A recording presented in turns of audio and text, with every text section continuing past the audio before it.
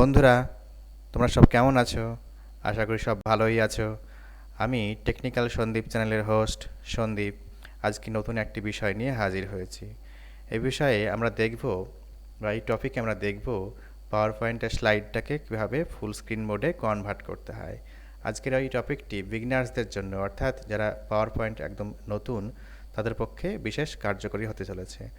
তো চলুন দেখে নেওয়া যাক কীভাবে পাওয়ার পয়েন্টের স্লাইডটিকে ফুল স্ক্রিন মোডে কনভার্ট করতে হয়।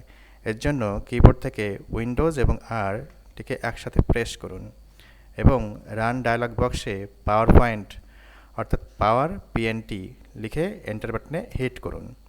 দেখুন পাওয়ার পয়েন্টটি ওপেন হয়ে যাবে। এবার যে কোনো জিনিস অ্যাড টাইটেলে ক্লিক করুন, আপনার যা ইচ্ছে এখানে লিখুন। লেখার পরে কিবোর্ড থেকে F5 বাটনটি প্রেস করুন। তাহলে দেখতে পাবো কি না, তো ফুল স্ক্রিন মোডে চলে এসেছে। কিন্তু এখানে লক্ষ্য করা যাচ্ছে ফুল স্ক্রিন মোডে দুই পাশে, অর্থাৎ মনিটরের দুই পাশে ব্ল্যাক স্ক্রিন রয়েছে। তো সেটাকে আমরা কীভাবে দূর করব, চলুন সেটাকে একটু দেখে নেওয়া যাক। এর জন্য আমাদের ডিজাইন ট্যাবে যেতে হবে। ডিজাইন ট্যাবে গিয়ে পেজ সেট আপ মেনুতে যেতে হবে। তো সেখানে গিয়ে পেজ সেট আপটিকে 16:9 রেশিওতে ওকে করে দিতে হবে। এরপরে আমরা দেখতে পাবো ফুল স্ক্রিন মোডটি কেমনভাবে দেখায়। চলুন একটু দেখি F5 টিপে। দেখুন ব্ল্যাক স্ক্রিন কিন্তু আর নেই।